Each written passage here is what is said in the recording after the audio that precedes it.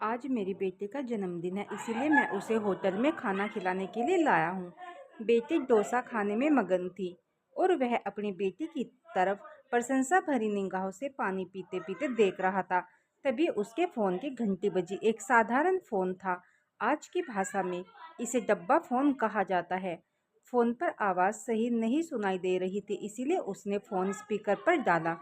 वह एक दोस्त से कह रहा था कि आज मेरी बेटी का जन्मदिन है, इसीलिए मैं उसे होटल में खाना खिलाने के लिए लाया हूँ। मैंने कहा था कि अगर तुम स्कूल में फर्स्ट रैंक लाओगी तो मैं तुम्हारे जन्मदिन पर तुम्हें होटल में मसाला डोसा खिलाने के लिए लेकर जाऊँगा।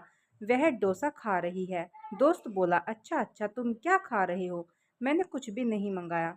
हम दोनों को होटल में खाने को कैसे पड़ेगा?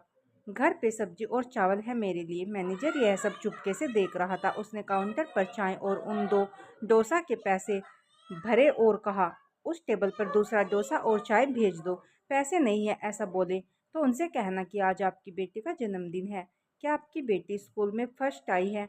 हमने आपकी सारी बातें सुन ली हैं, इसीलिए हमारे होटल के तरफ से विशेष रूप से ऐसी पढ़ाई कर अव्वल आने वालों के लिए ऐसा कहना, इसके लिए कोई बिल नहीं है, लेकिन कृपा करके मुफ्त इन शब्द का उपयोग ना करें। मैनेजर वेटर से कहने लगा। मैं उसके पिता का आत्मसम्मान दुखाना नहीं चाहता था और एक डोसा टेबल पर आ गया। पिता चिंतित हो गए और कहने लगे कि मैंने एक ही डोसा मंगाया था। तभी होटल के मैनेजर ने कहा, अरे आपकी बेटी स्कूल में फर्स्ट आई है ना? हमने यह बात सुन ली, इसलिए हमारे होटल की तरफ से आप दोनों के लिए फ्री। पिता की आंखों से आंसू आ गए। पिता ने अपनी बेटी से कहा, देख, इस तरह पढ़ाई करने से तुम्हें क्या क्या मिल रहा है? पिता ने वेटर को कहा, यह डोसा बांध कर दोगे क्या? मैं और मेरी पत्नी हम दोनों आधा आधा खाएंगे।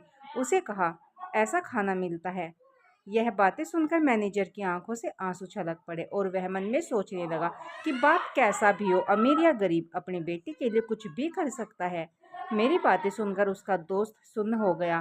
पिता अमीर हो या गरीब, एक पिता अपनी बेटी के चेहरे पर मुस्कुराहट लाने के लिए कुछ भी कर सकता है। दोस्तों, कहानी अच्छी लगे तो लाइक शेयर और चैनल को सब्सक्राइब जरूर कीजिएगा। धन्यवाद।